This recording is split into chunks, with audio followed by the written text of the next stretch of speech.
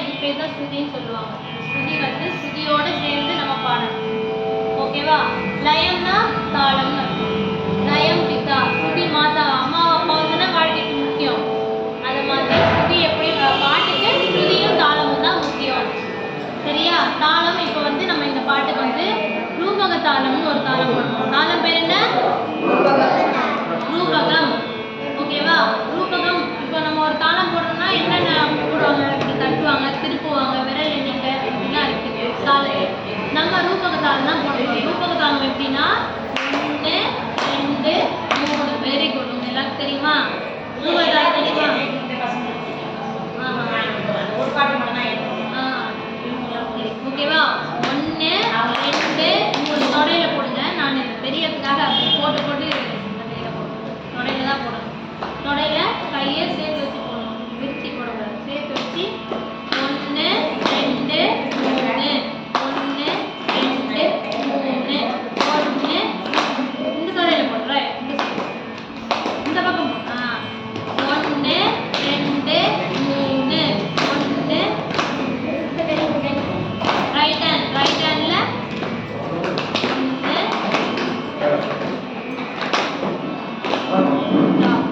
இதுதான் தாளம். 1 2 3 சொன்னதுக்கு பதிலா தக்க தக்க திரும்பி சொல்லணும். தக்க தக்க திரும்பி. ஏன் அதை சொல்றோம் அப்படின்னா ஒரு தட்டுக்கும் 2வது தட்டுக்கும் நடுவில் ஒரு கேப் இருக்குல்ல. இங்க இருந்து இவ்வளோ தூரம் போயிட்டு வரோம் பாருங்க. அந்த கேப்பு அந்த இடைவெளி சமமா இருக்கணும். ஓகேவா? ஈக்குவலா இருக்கணும். இந்த தட்டுக்கும் இந்த தட்டுக்கும் இந்த தட்டுக்கும் 3 தட்டுக்கும் நடுவில் இருக்கிற இடம் வந்து சமமா இருக்கணும். அதுக்காக தான் அந்த தக்க தக்க திமி சொல்றோம். அந்த தக்க தக்க திமி சொல்லலை அப்படின்னா முதல் தட்டு இப்படி போடுவோம், 2வது தட்டு ரொம்ப நேரம் கழிச்சு போடுவோம், 3வது தட்டு டக்குன்னு போட்டுருவோம். அந்த 3மே ஈக்குவலா இருக்குமா? என்ன பாரு, 3மே ஈக்குவலா இருக்கும். சரியா? அதுக்காக தான் தக்க தக்க திமி சொல்றோம். தக்க தக்க திமி இதுதான் சொல்லணும். சத்தமா சொல்லி போடலாமா? தாளமும் எல்லாரோட தாளம் சத்தமும் ஒரே மாதிரியே கேட்கணும். வாயிலையும் தக்க தக்க திமி சொல்லணும். தக்க திமி தக்க தக்க திமி தக்க தக்க திமி தக்க தக்க திமி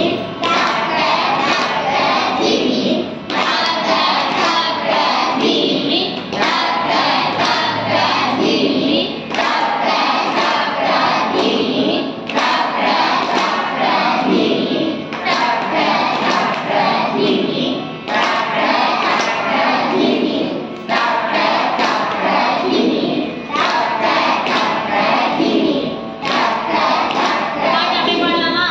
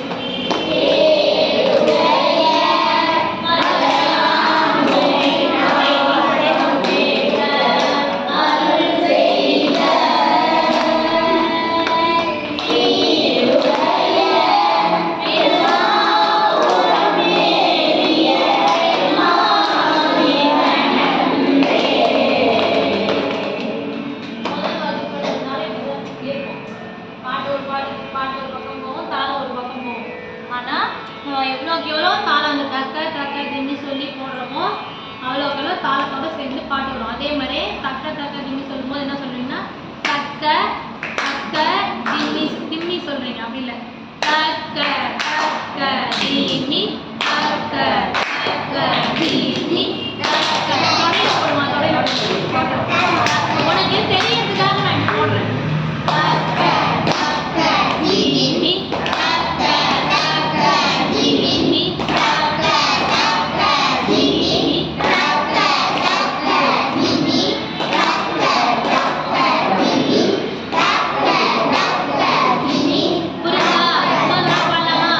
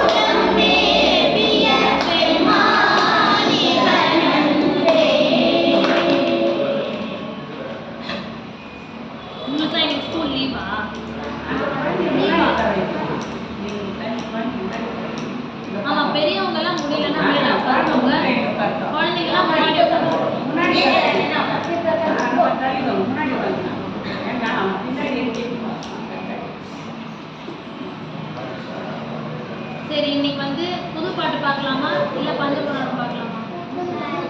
புது பாட்டு பார்க்கலாம். பஞ்சபுராணம் உங்களுக்கு தான் தெரியுது. ஒரு தடவை நான் சொல்றேன், அதை படிச்சுக்கோங்க. பஞ்சபுராணம் புதுசா இன்னைக்கு கூட்டுறாயினவாறு தெரியுமா எல்லாருக்கும்? சரி, ஓகே. இன்னைக்கு கூட்டுறாயினவாறு சொல்லித்தரேன். ஏன்னா உங்களுக்கு முன்னாடி 2 கிளாஸ் ஒருத்தவங்க வந்தாங்களே, அவங்களுக்கு 2 பாட்டு தெரியும், உங்களுக்கு ஒரு பாட்டு தான் தெரியும். நீங்க இந்த பாட்டையும் படிச்சிட்டீங்கன்னா அவங்களோட சேர்ந்து பித்தாபரேஸ்வரி அடுத்த பாட்டு படிச்சுக்கலாம். நாளைக்கு எல்லாரும் வருவாங்களா? இல்ல, இன்னைக்கு பித்தாபரேஸ்வரி எடுக்கலான்னு பார்த்தா பிள்ளைங்க இல்ல, அதனால இவங்களுக்கு தெரியாத பாட்டு எடுத்துட்டோம்னா அவங்களோட சேர்ந்து வந்துருவாங்க. ஆமா, இல்ல ஒண்ணு படிக்கிட்டோம். முதல் நாளே மொத்தமா சொல்லி கொடுத்தப்பா பிள்ளைங்க. அருணறிய தெரியுமா? இதிலே கடைசி பாடல்.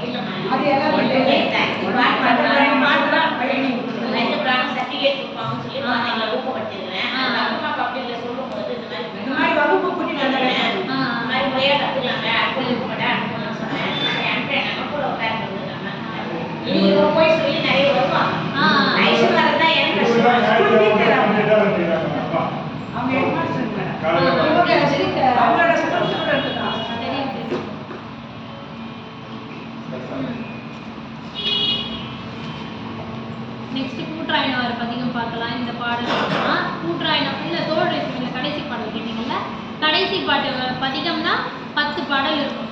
பதிகம்னா தெரியும்ல, ஒரு பதிகம்னா 10 பாட்டு இருக்கும். இப்போ திருஞான சம்பந்தர் வந்து நிறைய பாடல்கள் நிறைய பதிகம் பாடியிருக்காரு. 3345 பதிகம் பாடியிருக்காருன்னு வச்சுக்கோங்க. அவ்வளோ பதிகம் பாடியிருக்காரு. ஒரு பதிகம்க்கு 10 பாடல் இருக்கு. சரிங்களா? இப்போ இந்த திருஞான சம்பந்தரோட தேவாரத்துல மட்டும் என்ன வித்தியாசம் அப்படின்னா, ஒரு பதிகத்துக்கு 11 பாடல் இருக்கும். 11 பாடல் இருக்கும். ஏன்னா அந்த 11வது பாடல்ல அந்த பதிகம் பாடுறதுனால நமக்கு என்ன பலன் கிடைக்கும்? இப்போ ஏதாவது ஒண்ணு பண்ணா அதுல இருந்து நமக்கு பலன் கிடைக்கணும்ல. இப்போ படிக்கிறோன்னா நல்ல ரேங்க் வரணும். அடுத்த எக்ஸாம் இன்னும் நல்லா படிச்சா அடுத்த ரேங்க் முன்னாடி வரும். அது மாதிரி படிக்கிறதுனால என்ன பலன்றது நமக்கு போக போக தான் வாழ்க்கையில தெரியும். அது மாதிரி இந்த பதிகம் பாடுறதுனால என்ன பலன் நமக்கு கிடைக்கும் அப்படின்றதையும் திருஞான சம்பந்தர் சொல்லிடுறாரு. இப்போ நீ எக்ஸாம் எழுதுற, என்ன மார்க் வரணும் உனக்கு தெரியுமா? மிஸ்ஸுக்கு தான் தெரியும். அவங்க எங்க போடணுமோ போடுவாங்க, எங்க போடக்கூடாதோ போட மாட்டாங்க. ஓகேவா? ஆனால் உனக்கு தெரியாதுன்னா திருஞான சம்பந்தர் என்ன பண்றாரு, இந்த பதிகம் பாடுனா உனக்கு என்ன கிடைக்கும் அப்படின்றத சொல்லிடுறாரு. அதுதான் யாரோட சிறப்பு? யார் பாடலோட சிறப்பு? யாருக்கு? திருஞான சம்பந்தரோட சிறப்பு. நால்வர் பெருமக்கள் நல்லா ஞாபகம் வச்சுக்கணும். 4 பேர், இவங்க 4 பேரையும் ஞாபகம் வச்சுக்கணும். முதல்ல இருக்காரு பாரு, இந்த பக்கம் முதல்ல இருக்கிறது முதல்ல பிள்ளையார். சின்னதாக பிள்ளையார் வச்சிருக்காங்களா? இந்த பக்கம் முதல்ல பிள்ளையார், அதுக்கப்புறம் இருக்கிறது தான் திருஞான சம்பந்தர். ஓகேவா? 3ஆவதா இருக்கிறது திருநாவுக்கரசர், அடுத்து சுந்தரர் இருக்காரு, அடுத்து மாணிக்கவாசகர் இருக்காரு. ஓகேவா? கடைசியில யார் சேர்க்கிறாரா? இந்த 4 பெருமக்கள் தான் நமக்கு வந்து திருமுறையிலேயே கொடுத்தது. சரிங்களா? இப்ப நம்ம திருஞான சம்பந்தர் தான் பார்க்குறோம். இதுல அவரோட பதிகம் பாடுறதுனால என்ன சிறப்பு கிடைக்கும் அப்படின்றத 11வது பாட்டுல சொல்லுவார். அதனால திருக்கடைக்காப்பு அப்படின்னு அவரோட பாடலுக்கு பேர், நூலுக்கு பேர். ஓகேவா? திருஞான சம்பந்தர் இத்தனை பாடல்கள் பாடியிருக்காரு. அதுக்குன்னு ஒரு பேர் இருக்கும்ல, நூல் பேருன்னு ஒன்று இருக்கும்ல, அது பேர் தான் திருக்கடைக்காப்பு. திருஞான சம்பந்தர், திருநாவுக்கரசர், சுந்தரர் இவங்க 3 பேர் பாடினதையும் தேவாரம்னு சொல்லுவாங்க. திருஞான சம்பந்தர் பாடினதை மட்டும் திருக்கடைக்காப்புன்னு சொல்லுவாங்க. திருக்கடைக்காப்புனா கடைனா கடைசி, காப்புனா அந்த பாடல் செய்யுள். அந்த கடைசி பாடல்ல இந்த பதிகம் பாடினா நமக்கு என்ன நன்மை கிடைக்கும் அப்படின்னு திருஞான சம்பந்தர் சொல்லியிருப்பார். அதனால தான் அவரோட பதிகத்துல 11 பாடல்கள் இருக்கு. அதனால இந்த நூலுக்கு பேர் என்ன? திருக்கடைக்காப்பு. இது என்னன்னு சொல்லுவாங்க? தேவாரம்னு சொல்லுவாங்க. இப்ப நீ தேவாரத்துல இருந்து ஒரு பாட்டு பாடு அப்படின்னு கேட்டாங்கன்னா, நீங்க திருஞான சம்பந்தர் பாடினதும் பாடலாம், திருநாவுக்கரசர் பாடினதும் பாடலாம், சுந்தரர் பாடினதும் பாடலாம். திருக்கடைக்காப்புல இருந்து ஒரு பாட்டு பாடுங்கன்னு சொன்னா திருஞான சம்பந்தர் பாடு தோளுடைய சிறியன் பாடலாம். ஓகேவா? இப்ப கடைசி பாட்டு பார்க்கலாமா? அருணெறிய, திருப்பி நீங்க சொல்லுங்க. மறைவல்ல முனியகன் பொய்கை அலர்மேய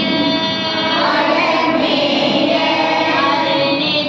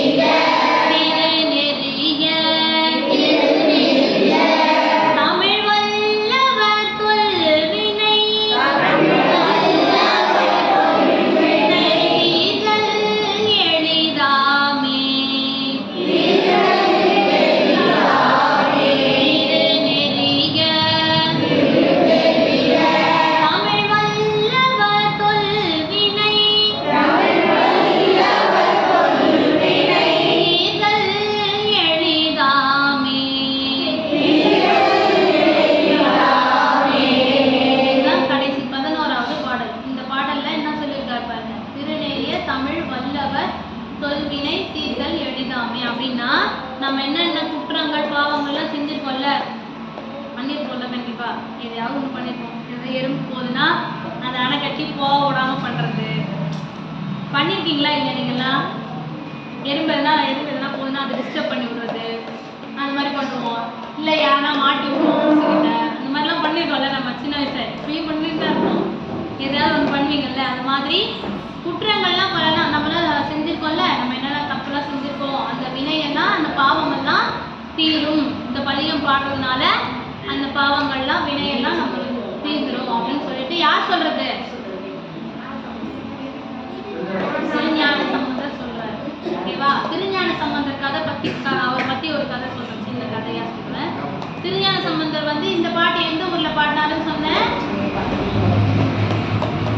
எந்த ஊர்ல பாடினாருன்னு சொன்னேன்? கதை சொல்ல போறேன்மா, கதை தாங்க சொல்ல போறேன். எந்த ஊர்ல பாடினாரு இந்த பாட்டுன்னு சொன்னேன் முதல்ல? சீர்காழி. வெரி குட், ஞாபகம் வச்சிருக்கேன். அது மாதிரி ஞாபகம் வச்சிருக்கேன். சீர்காழியில தான் பாடினார். சீர்காழியில தான் திருஞான சம்பந்தர் பிறந்தார். புக் வேணாம், புக்கெல்லாம் வேணாம், அதை தான் சொல்ல போறேன். திருஞான சம்பந்தர் சீர்காழின்ற ஊர்ல பிறந்தார். எங்க பிறந்தாரு? சத்தமா சொல்லுங்க, டயர்டா சாப்பிடலையா? சாப்பிட்டீங்களா எல்லாரும்? சாப்பிட்டீங்களா? சத்தமா பேசுங்க. Very good. எங்க பிறந்தாரு? சீர்காழியில பிறந்து உங்களை மாதிரி சின்ன குழந்தையா இருக்கும்போது ஒரு நாள் தினமும் அவங்க அப்பா வந்து கோவிலுக்கு போய், அவங்க அப்பா பேரு சிவபாத இருதயர். உங்க அப்பா பேர் என்ன? சுந்தரமூர்த்தி. Very good. அது மாதிரி திருஞான சம்பந்தரோட அப்பா பேரு சிவபாத இருதயர். சிவனோட திருவடியை மனசுல வச்சிருக்கிறோம். சிவ பாத இருதயர். இருதயம்னா மனசுல வச்சிருக்கிறோம். சிவபாத இருதயர். அவங்க அம்மா பேரு பகவதி அம்மையார். ஓகேவா? அப்பா பேர் என்ன? சிவபாத இருதயர். அம்மா பேரு பகவதி அம்மையார். ஓகேவா? இவங்க ரெண்டு பேருக்கும் மகனா வந்து திருஞான சம்பந்தர் வந்து அவதாரம் செய்யறாரு. அவங்களாம் வந்து பிறக்கல, நாமெல்லாம் பிறந்தோம். அவங்களாம் வந்து அவதாரம் செஞ்சாங்க அப்படின்னு தான் சொல்லுவாங்க. ஏன்னா அவர்கள்லாம் அருளாளர்கள், சுவாமியோட அருளால வந்தவங்க. நம்மளும் அப்படிதான், ஆனா அவங்க வந்து சுவாமியோட அருளை பூரணமா பெற்றவங்க. ஓகேவா? திருஞான சம்பந்தர் வந்து பிறந்தார், சீர்காழியில பிறந்தார். அதுக்கப்புறம் தினமும் அவங்க அப்பா வந்து கோவிலில் போய் குளத்துல மூழ்கி மந்திரம் சொல்லி சாமியை வழிபடுவார் அவங்க அப்பா.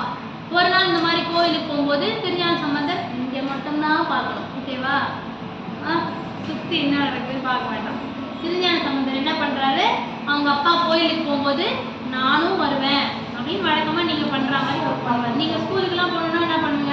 நான் வரவே மாட்டேன், எனக்கு தலை வலிக்குது, வயிற்று வலிக்குதுன்னு எதனா காரணம் சொல்லுவேன். எங்கெல்லாம் வெளில போகிறாங்கன்னா நானும் வருவேன் அப்படின்னு அனுப்பிடுவீங்க. அது மாதிரி அவரும் என்ன சொல்கிறாரு? நானும் வருவேன் அப்படின்னு அடம் பிடிக்கிறாரு. அதனால நான் அடம் பிடிச்சா என்ன பண்ணுவாங்க? கூட்டின்னு தான் போய் ஆகணும். ஏன்னா அது வரைக்கும் நம்ம விட மாட்டோம். அது மாதிரி திருஞான சம்பந்தர் வந்து அடம் பிடிக்கிறாருமா. இன்னைக்கு ஊர்ல இருந்து எத்தனை வெந்தீங்களா அடம் பிடிச்சி தானே வந்திருப்பீங்க. எங்க மிஸ் கூட்டிட்டு போறேன்னு சொன்னாங்க, நான் போயிட்டு வரேன் அப்படின்னு சொல்லிட்டு வந்திருப்பீங்க. அது மாதிரி அவரும் அடம் பிடிக்கிறாரு. சரி, வர வழியில் என்ன பண்ணுவாரு? அப்பா கூட்டிட்டு போறாரு. எங்க போறாங்க? கோயில் குளத்து, சீர்காழியில இருக்கிற கோவில் குளத்துக்கு போறாங்க. போயிட்டு கோவில் படியில குளக்கரையில ஞான சம்பந்தரை உட்கார வச்சிடறாரு. அவங்க அப்பா உட்கார வச்சுட்டு குளத்துல இருக்க தண்ணியில போய் மூழ்கி மந்திரம் சொல்றாரு. அகமஷ்டன மந்திரம், சிவாய நம நமச்சிவாய அப்படின்னு மந்திரம் சொல்லி சாமியை வழிபடுறாரு. மூழ்கி எழுந்துக்கிறாரு. திருஞான சம்பந்தர் என்ன பண்றாரு? அப்படி பார்த்துட்டே இருக்காரு, சுற்றி சுற்றி பார்த்துட்டே இருக்காரு. பார்த்துட்டே இருக்கும்போது அப்பா என்ன பண்றாரு? மூழ்கி இந்த மந்திரம் சொல்றத பாக்குறாரு. 3வது தடவை மூழ்கி உள்ள உட்கார்ந்து மந்திரம் சொல்லுவாங்க. அந்த மாதிரி சொல்லிட்டு இருக்கும்போது உள்ள மூழ்கி மந்திரம் சொல்லிட்டு இருக்காரு. ஆனா அப்பா வெளியில வரல, அவரு உள்ள உட்கார்ந்து மந்திரம் சொல்லிட்டு இருக்காரு. திருஞான சம்பந்தர் பார்த்துதான் என்ன பண்ணுவாரு? அப்பா இல்லைன்னு என்ன பண்ணுவாரு? அழுவார். 3 வயசு குழந்தை, 3 வயசுல இருந்தாரு. திருஞான சம்பந்தர் 3 வயசா இருக்கும்போது தான் கோயிலுக்கு போய் கூப்பிட்டு போறாங்க. அப்ப அப்பா காணலன்னதும் அழுதாரு. நீங்க எல்லாம் என்ன பண்ணுவீங்க? எங்கேயோ திருவிழா தொலைஞ்சிட்டீங்க, என்ன பண்ணுவீங்க? அழுவீங்க. இப்ப இருக்கிற பசங்க எல்லாமும் அதானா? சரி, ஓகே. அந்த மாதிரி திருஞான சம்பந்தரும் அழுகுறாரு. அப்பா வரல அப்படின்னு. உடனே என்ன பாக்குறாங்க? மேல சுவாமி அம்பாளும் பாக்குறாங்க. 3 வயசு குழந்தை அழுகுது. இப்ப நீங்க எல்லாம் அழுகுறீங்கன்னா என்ன பண்ணுவாங்க? பக்கத்துல இருக்கிறவங்க கூப்பிட்டு போய் அனௌன்ஸ் பண்ணுவாங்க. இந்த மாதிரி பிங்க் கலர் ட்ரெஸ் போட்டுங்கிற பாப்பா காணாமல் போயிடுச்சு, உட்காந்து அழுதுன்னு இருக்கு, பேர் கேட்டால் கூட சொல்ல மாட்டேங்குது, வந்து யாருன்னா கூட்டிட்டு போங்க அப்படின்னு மைப்பை சொல்லுவாங்க. அப்போ வந்து இதே மாதிரி சாமி அம்பாளும் மேலே இருந்து பார்க்குறாங்க. யார் அழுகிறத பார்க்குறாங்க? யார் அழுகிறது? திருஞான சம்பந்தர் அழுகிறார். ஏன் அழுகிறாரு? அப்பாவை காணோம், அப்பா எங்க அப்படின்னு அழுகிறார். உடனே வந்து சாமி அம்பாள் என்ன பண்ணுறாங்கன்னா, ஒரு பொற்கிண்ணம் தங்க கிண்ணத்துல ஞானப்பாலை எடுத்துட்டு வராங்க. குழந்தைய அழுவும், பசி இருந்தாலும் அழுவாரு அப்படின்னு சும்மா ஞானப்பாலை எடுத்துட்டு வராங்க கிண்ணத்துல. ஓகேவா? எடுத்துட்டு வந்து திருஞான சம்பந்தருக்கு அம்பாள் வந்து கொடுக்குறாங்க. அந்த என்ன பொற்கிண்ணத்துல ஞானப்பாலை கொடுக்குறாங்க. கொடுத்துட்டு சுவாமி அம்பாளும் வளைஞ்சிடுறாங்க. அப்போ வந்து குடிச்ச பால் வந்து இப்படி ஒழுகுது திருஞான சம்பந்தம். திருஞான சம்பந்தருக்கு ஒழுகுது. உடனே வந்து அவர் அப்பா வந்து பூஜையை முடிச்சுட்டு வரார். மந்திரம்லாம் சொல்லி பூஜையை முடிச்சுட்டு குளத்துலேருந்து எழுந்து வரார். குளிச்சு முடிச்சுட்டு வரார். வந்து பார்த்ததும் திருஞான சம்பந்தர் வாயில பால் ஒழுகுது. உங்களெல்லாம் சொல்லி தானே அனுப்புவாங்க ஸ்கூல்ல, யார் எது கொடுத்தாலும் வாங்கக்கூடாது, யார் எது கொடுத்தாலும் வாங்கி சாப்பிடக்கூடாது அப்படின்னு அப்பா அம்மா சொல்லி அனுப்புவாங்க தானே. அந்த மாதிரி திருஞான சம்பந்தரோட அப்பாவும் வந்து கேட்குறாரு, யார் கொடுத்த பாலை நீ குடிச்ச, யார் கொடுத்த எச்சில் பாலை நீ குடிச்ச, யார் கொடுத்தா அப்படின்னு சொல்லிட்டு திட்டுறாரு திருஞான சம்பந்தர். திட்டுட்டு அப்படியே குச்சி எடுத்து அப்படி அடிக்க வராரு. வரும்போது தான் திருஞான சம்பந்தர் வந்து இப்படி கை காட்டுறாரு. கோவில் குளக்கரையில தான் இதெல்லாம் நடக்குது. அப்படியே கோவில் கோபுரத்தை காட்டி தோணிபுரத்து அந்த ஊரோட சாமி அம்பாள் தான் எனக்கு வந்து ஞானப்பால் கொடுத்தாங்க அப்படின்னு சொல்லிட்டு யார் சொல்றா? திருஞான சம்பந்தர் யார்கிட்ட சொல்றா? அப்பா பேர் என்ன? அப்பா கிட்ட சொல்றார். சொன்னதும் இப்ப நம்மளாம் சொன்னா நம்புவோமா? சாமி வந்தாரு அப்படின்னு சொல்லிட்டு நீங்க ஏதோ காசு வச்சிருக்க, போயிட்டு ஏதோ வாங்கிட்டேன், பென்சில் வாங்கிட்டேன், ஒரு பென்சில் வாங்கிட்டேன், 5 rupees கொடுத்து ஒரு பென்சில் வாங்கிட்டேன். வீட்டுக்கு போனா யார் கொடுத்தா இந்த பென்சிலை அப்படின்னு கேட்டா நீ என்ன சொல்ற? சாமி வந்தாரு, பென்சில் கொடுத்தாரு, அப்புறம் மறைஞ்சு போயிட்டாரு அப்படின்னு நீ சொல்ற. நம்புவாங்க வீட்டுல? சாமி வந்தாரா, காசு யார் கொடுத்தா அப்படின்னு தானே கேட்பாங்க. யாரு காசு கொடுத்தா, யாரு பென்சில் கொடுத்தா, இன்னைக்கு பெண்ணு கொடுத்தாங்க, வீட்டுல போய் சொல்லி என்ன நடக்கு பாருலாம். இந்த பெண்ணு சாமி வந்து கொடுத்துட்டு போனாரு. ஆனா உண்மையா தானே, அடியார் மூலமா சாமி உங்களுக்கு எல்லாத்தையும் கொடுக்குறாரு, எல்லாத்தையும் பண்றாரு. இப்போ உண்மை அதுதான்.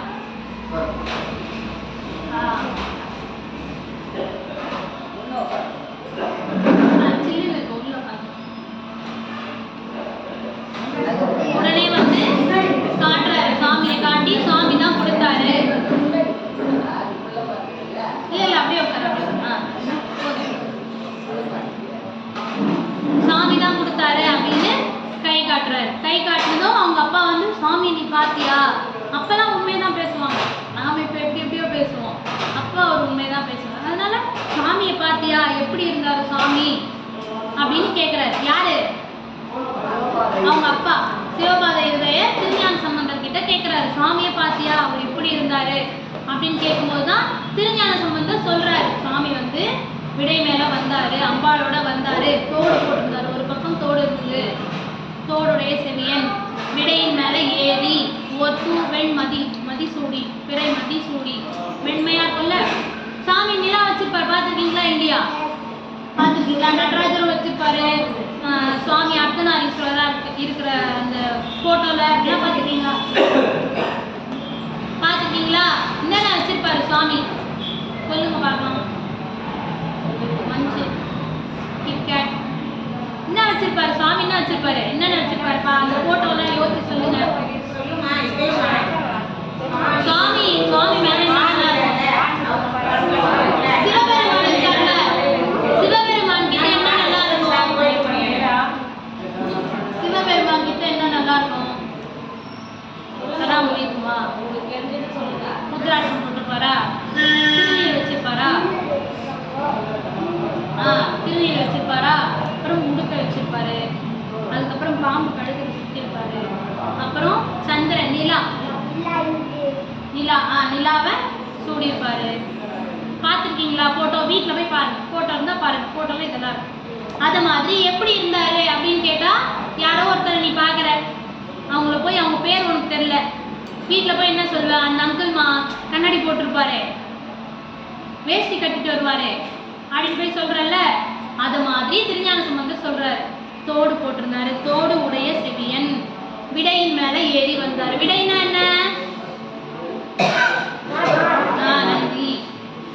விடையின் மேல ஏறி வராரு. விடை ஏறி பொத்துப்பெண் வெண்மையான மதி நிலவா சூடியிருக்காரு. மதி சூடி காடுடைய சுடலை, சுடுகாட்டுல என்ன இருக்கும்? சாம்பல் இருக்கும். அந்த சாம்பல் தான் திருநீர். காடுடைய சுடலை, திருநீர் பொடி, சுடலை பொடி, அந்த பொடியை பூசி அவர் தான் என் உள்ளம் கவர்ந்த கல்வன், அவர் தான் வந்தாரு அப்படின்னு சொல்லிட்டு யார் யாருக்கு சொல்றா? திருஞான சம்பந்தர் அப்பாவுக்கு சொல்றாரு. ஓகேவா? இதுதான் திருஞான சம்பந்தரோட கதை. அதுக்கப்புறமா திருஞான சம்பந்தர் அவங்க அப்பா வந்து தூக்கி, சின்ன 3 வயசு குழந்தை தானே. இப்போ வந்து பஸ்ஸு எல்லாம், ட்ரெயின், ஃப்ளைட்டு எல்லாம் இருக்கு. இப்போ நீங்களாம் எப்படி வந்தீங்க? காலையில் 7:30 மணி பஸ் விட்டு 8:30 மணிக்கு வந்தீங்க. கரெக்டாக 8:30 மணி பஸ் பிடிச்சி வந்தீங்க. அப்போல்லாம் அவங்க எப்படி போனாங்க? நடந்து தான் போவாங்க. உங்களால் உங்கள் ஊர்லேருந்து நடந்து இங்கே வரைக்கும் வர முடியுமா?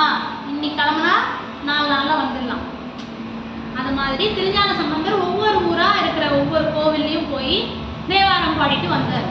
எப்படி நடந்தா போக முடியும்? சின்ன குழந்தை தானே அவரால் நடந்து போக முடியுமா?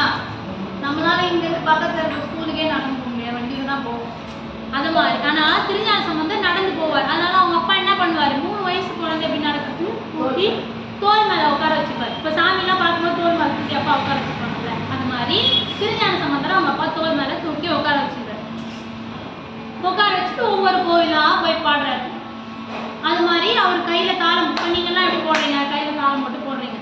அது மாதிரி திருஞான சம்பந்தர் 3 வயசு குழந்தை கையில் தாளம் போட்டு அந்த போட்டு பாடுறதை பார்த்துட்டு சாமி கையெல்லாம் செவந்து போகுது குழந்தைக்கு, நீ நல்ல தாளத்தை அடிச்சு போட்டுன்னா வலிக்கும், கையெல்லாம் வலிக்கும், அரிக்கும், தொடையெல்லாம் அரிக்கும். அது மாதிரி குழந்தை இப்போ வந்து நம்ம இப்படிதான் போட்டாகணும். சாமி வருவார், வந்து கொடுப்பார். திருஞான சம்பந்தர் மாதிரி இருந்தால் நமக்கும் தாளம் கொடுப்பார். அப்போ என்ன பண்ணுறாரு சாமி? திருஞான சம்பந்தர் கையில் தாளம் போடுறாரு. அதை பார்த்துட்டு குழந்தை கையெல்லாம் செவந்து போகுது அப்படின்ட்டு பொண்ணால தாளம் கொடுக்குறாரு. கோல்டில் தாளம் பார்த்துருக்கீங்களா? திருஞான சம்பந்தர் பாருங்க, கையில தாளம் வச்சிருப்பாரு. தாளம் வச்சிருப்பாரு. திருஞான சம்பந்தர் கையில பார்த்தீங்கன்னா எப்பவுமே தாளத்தோட தான் இருப்பாங்க. அவங்க வச்சிருக்காங்க, அதான் தாளம். பாருங்க, நீங்களே பாருங்க, அப்படியே காட்டு, எழுந்து நின்று காட்டு, அப்படியே எல்லாருக்கும் காட்டு. அதுதான் தாளம்.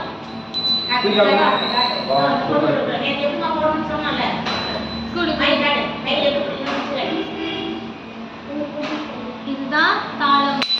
திருஞான சம்பந்தர் வந்து இப்படிதான் பிடிச்சிருப்பாரு. அவரோட சிலையில போய் பாருங்க, பிடிச்சிருப்பாரு. எல்லா இதுலயும் திருஞான சம்பந்தர் தாளத்தோட தான் இருப்பாரு. அவருக்கு சாமி பொண்ணுல தாளம் கொடுத்துருக்காரு. பொண்ணுல தாளம் இப்படிதான் போட்டு பாடுவாங்க. இப்படிதான் தாளமை போட்டு பாடுவாங்க. திருஞான சம்பந்தருக்கு கையில தாளம் போடுறாரு அப்படின்னு சொல்லிட்டு தாளம் செஞ்சு கொடுக்குறாரு. பொண்ணுல தாளம் கொடுக்குறாரு. பொண்ணுல தட்டினா சத்தம் வருமா? கோல்டும் தட்டினா சத்தம் வராது. இது வந்து பித்தளை, அதெல்லாம் சத்தம் வரும். கோல்டுல தட்டினா சத்தம் வராது. அதனால அம்பாள் என்ன பண்றாங்க? அந்த தாளம் மட்டும் தட்டுனா ஓசை வரா மாதிரி அம்பாள் வந்து அருள்கிறாங்க. ஓசை கொடுத்த நாயகின்னு சொல்லுவாங்க. அது மாதிரி அவருக்கு வந்து தாளம் தராரு. அப்புறம் தந்தையோட தோல் மேலே நடந்து போறாரு, காலாலும் நடந்து போறாரு. அதனால சுவாமி வந்து பல்லக்கு கொடுக்குறாரு. முத்து பல்லக்கு, அப்புறம் முத்து கூடை, முத்து சிவிகை எல்லாம். இப்போ நம்ம கொடை பிடிச்சி போறோம்ல மழை வந்தா, அது மாதிரி சுவாமியே எல்லாத்தையும் பண்றாரு ஞான சம்பந்தர். அது நிறைய தலங்களுக்குலாம் போயிட்டு பதிகம் பாடுறாரு திருஞான சம்பந்தர். பாடி நல்லூர் பெருமணம் அப்படின்ற தலத்துல இருக்கிற கோவில்ல முக்தி அடைகிறார். பதிகம் பாடி சாமியோட மறுபடியும் போய் கலந்துட்டார். இதுதான் திருஞான சம்பந்தரோட கதை. இதுல அவர் என்னென்ன பதிகம் பாடியிருக்காரோ நம்ம அந்தந்த பதிகம் எல்லாம் பாடுறோம். தோடுடைய செவியன் முதல் பாட்டு பாடணும்ல, இதுதான் திருஞான சம்பந்தர் பாடின முதல் பாட்டு. எப்போ பாடினாரு? அவங்க அப்பா சாமி எப்படி இருந்தாரு அப்படின்னு கேட்டப்போ கோபுரத்தை காட்டி தோடுடைய செவியன் எப்படி இருந்தாரு அப்படின்னு சொல்லிட்டு சொல்றப்போ முதல் பாட்டு திருஞான சம்பந்தர் பாடின முதல் பாட்டு என்னது? எந்த ஊர்ல பாடினாரு? சீர்காழியில பாடினார். இதுக்கு ராகம் தாளம் இருக்கு. தாளம்னா தாளம் போட்டோம். ராகம் என்ன தெரியுமா? கம்பீர நாட்டை. ராகம் கம்பீர நாட்டை. இப்ப நம்ம ஒரு பாட்டு பாடுறோம்ல, ராகம் பாடுறோம்ல,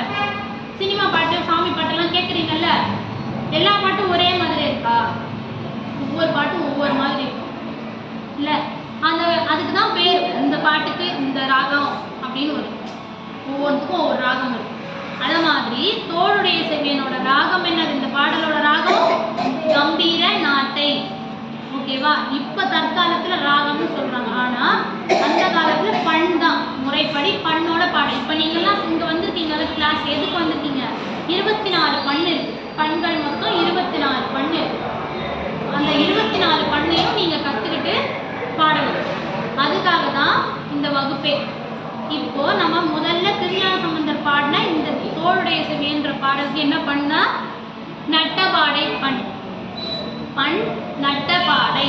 இப்போது ராகம்னு சொல்றாங்க, பண்ண ராகம்னு சொல்றாங்க. அப்போ அதுக்கு இணையான ராகம் என்னது? கம்பீர நாட்டை.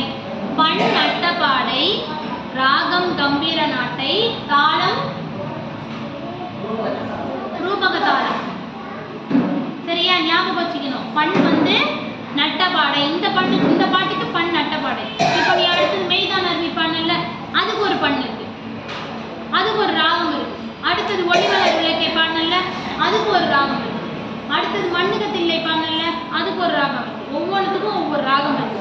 தோளுடைய செவியன் பண் என்னது? நட்டபாடை. இது நட்டபாடை 24 பண்ல முதல் பண். நம்ம ஒரு பண் பார்த்துருக்கோம். அடுத்தது கொல்லின்னு ஒரு பண் பார்க்கலாம். ஓகேவா? நட்டபாடை பண்ண அதுக்கு ராகம் என்னது? கம்பீர நாட்டை, தாளம் ஞாபகம் வச்சு. ஓகேவா? நெக்ஸ்ட் அடுத்து திருநாவுக்கரசர் பார்க்கலாமா? கூட்டுராயனார் பதிகம் பார்க்கலாம். திருஞான சம்பந்தர் பாடின முதல் பாட்டு தோளுடைய செவ்வியன். அதே மாதிரியே திருநாவுக்கரசரும் ஒரு முதல் பாட்டு பாடியிருப்பார்ல, அதுதான் கூட்டுராயனவாறு அப்படின்ற பாட்டு. இந்த பாட்டை இப்போ பார்ப்போம்.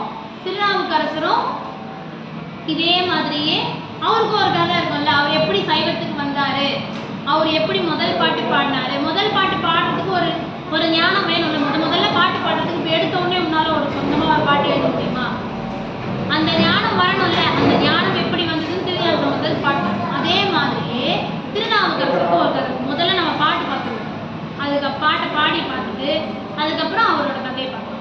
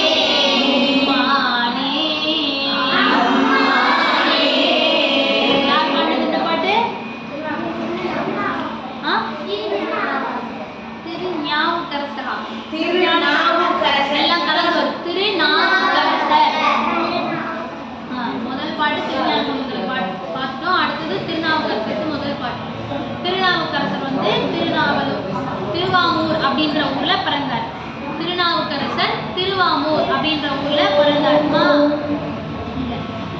அந்த ஊர்ல பிறந்தார். அவங்க அப்பா அம்மா திலகவதின்ற அவங்க அக்கா மூணு பேரோட அவர் வந்து வாழ்ந்து வந்தார். யாரு? திருநாவுக்கரசர். ஓகேவா?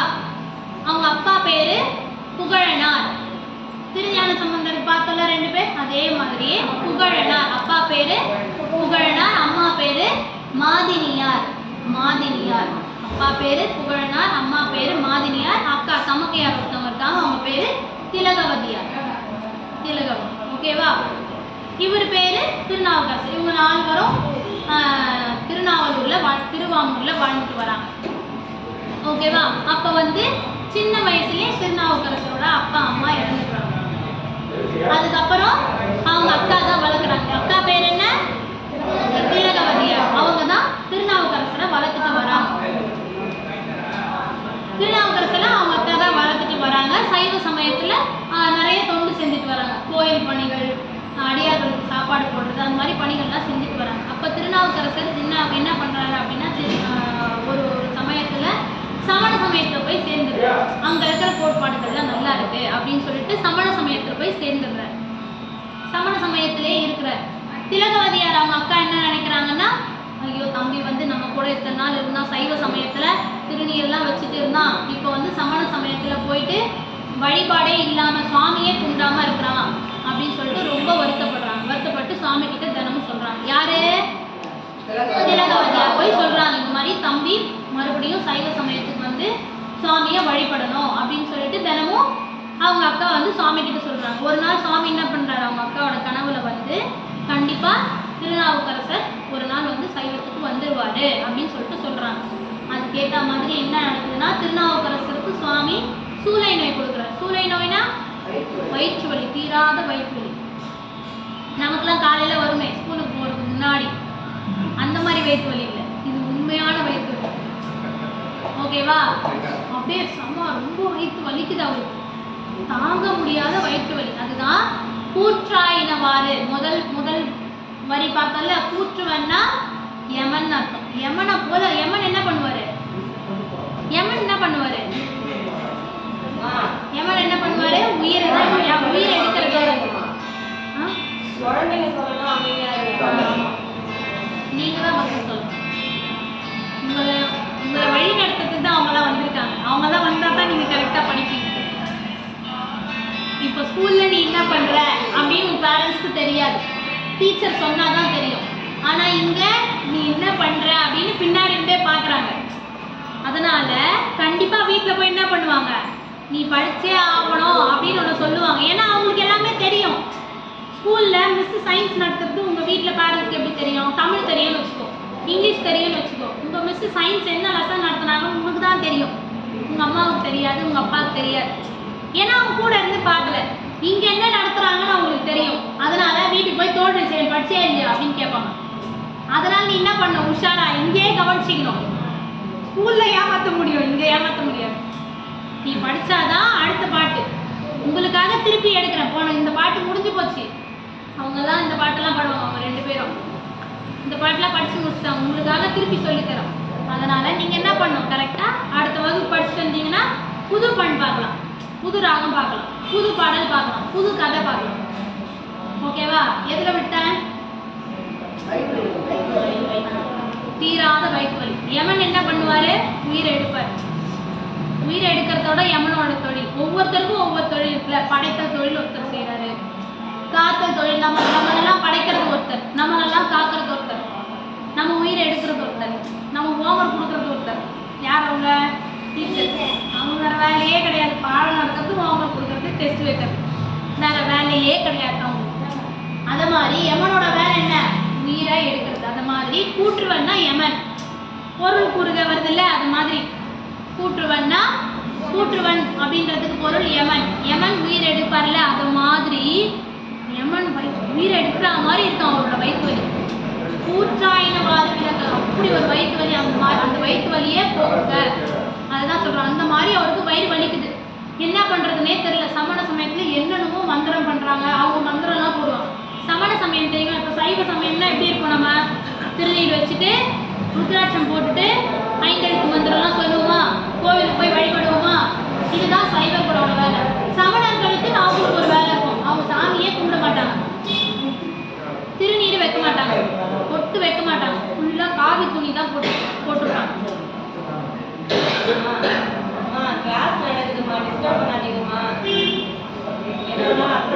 முகத்துக்கு அழகே திருநீரும் பொட்டும் தான், அதுதான் அழகு. அவங்க கிட்ட அதெல்லாம் இருக்காது. ஒவ்வொரு சமயத்துக்கும் ஒவ்வொரு கோட்பாடு இருக்கு. புத்தர் இருக்காரு, சமணர்கள் இருக்காங்க, கிறிஸ்டின் இருக்காங்களா, முஸ்லீம் இருக்காங்களா, சைவர்கள் இருக்காங்களா, அத மாதிரி சமண சமயத்துக்கு இவர் போயிட்டார். அங்க இந்த மாதிரி திருநீர் வைக்கிறது எதுவுமே கிடையாது. அவங்க மந்திரம் தான் போடுவாங்க. என்னென்னமோ இவரோட வயிற்று வலிக்கு என்னென்னமோ மந்திரம் செஞ்சு பார்க்குறாங்க. ஆனா வயிற்று வலி சரியாகவே இல்லை. அதனால ஒரு நாள் என்ன பண்றாரு, திருநாவுக்கரசர் இந்த மாதிரி அங்க இருக்கிற பணியாள் ஒருத்தர் அனுப்பி எங்க அக்கா கிட்ட போய் சொல்லு, எனக்கு தீராத வயிற்று வலி அப்படின்னு சொல்லி எங்க அக்காவை கூட்டிட்டு வா அப்படின்னு ஒருத்தர் அனுப்புறாரு. அவர் போய் யார்கிட்ட சொல்றா, திலகவதியார் கிட்ட சொல்றாங்க, இது மாதிரி உங்க தம்பிக்கு தீராத வயிற்று வலி, நீங்க கொஞ்சம் வாங்க அப்படின்னு. அவங்க என்ன சொல்றாங்க, நான் வர மாட்டேன், அவரை இங்க வர சொல்லுங்க, வந்து சுவாமியை பார்க்க சொல்லுங்க அப்படின்னு சொல்லிட்டு திலகவதியார் சொல்லிடுறாங்க. உடனே திருநாவுக்கரசர் கேட்டுட்டு என்ன பண்றாரு, இன்னைக்கு நைட்டே கிளம்புறாரு. அப்படியே யாருக்குமே தெரியாம. சொன்னா சமணர்கள் விடுவாங்களா, சமணர்கள் விட மாட்டாங்க. அதனால அன்னைக்கு நைட்டே கிளம்புறாரு. அன்னைக்கு இரவே எல்லா இதுவையும் எடுத்து வச்சுட்டு இருந்தா அவங்க எல்லாரையும் விட்டுட்டு அப்படியே ஒரு துணியை கட்டிட்டு கிளம்புறாரு. கிளம்பி போய் திலகவதியார பாக்குறாரு. அவங்க என்ன பண்றாங்க, திருநீர் கொடுக்குறாங்க. முதல்ல திருநீர் கொடுத்து கோவிலுக்கு கூப்பிட்டு, திருவதிகை கோவிலுக்கு கூப்பிட்டு போறாங்க. கோவிலில் கூப்பிட்டு போனதும் திருநீர் கொடுத்து திருநீர் பூசினதும் அவரோட வயிற்று வலி சரியா போச்சு. புரியுதா, அவரோட வயிற்று வலி சரியா போச்சு. வயிற்று வலி சரியா போனதும் இந்த பாடலை பாடுறாரு. ஊற்றுவனை போல இருந்த இந்த யமம் உயிரை எடுக்கிற மாதிரி வலிச்சது இந்த வயிற்று வலி, அதை நீக்கி அருள்க அப்படின்னு இந்த பதிகத்தை பாடுறாரு. சரியா போச்சு. அதுதான் இந்த பாடலுக்கு என்ன பண்ணுனா கொல்லிப்பண், கொல்லிப்பண். முதல்ல தோளுடைய சிவனுக்கு என்ன பண்ணு பார்த்தோம், நட்டப்பாடை. ராகம் என்ன பார்த்தோம், அதுல கம்பீர நாட்டை. அதே மாதிரி இதுல பண் கொல்லி, ராகம் நவரோஸ். அடுத்த கிளாஸ் இதெல்லாம் கேட்பேன், சொல்லணும். நீ பாட்டு பாடலன்னா கூட பரவாயில்ல, கதையெல்லாம் கரெக்டாக சொல்லணும். ஈஸியான ஒர்க் தானே உங்களுக்கு. கதை கரெக்டாக சொல்லணும், என்ன பண்ணுன்னு கேட்டால் சொல்லணும், என்ன ராகம் கேட்டால் சொல்லணும். ஓகேவா, பண் கொல்லி சொல்லுங்க. ராகம் நவரோஸ். இதுதான் திருநாவுக்கரசரோட வரலாறு. நாளைக்கு சுந்தரர் வரலாறு பார்க்கலாம். சரிங்களா, இன்னொரு தடவை இந்த பாட்டு பாடிடலாமா.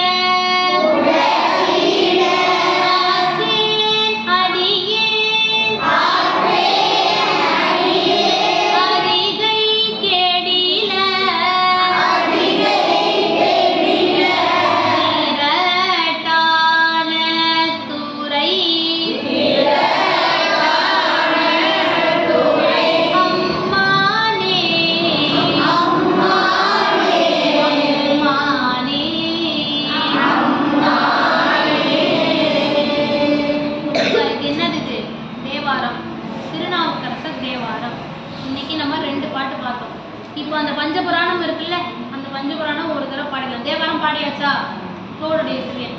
அடுத்த திருவாசகத்துல என்னது நான் சொல்றேன், திருப்பி சொல்றீங்களா? மெய்தானரும்பி விதிர் விதிர்த்துன் விரையார் கழற்கு கைதான் தலை வைத்து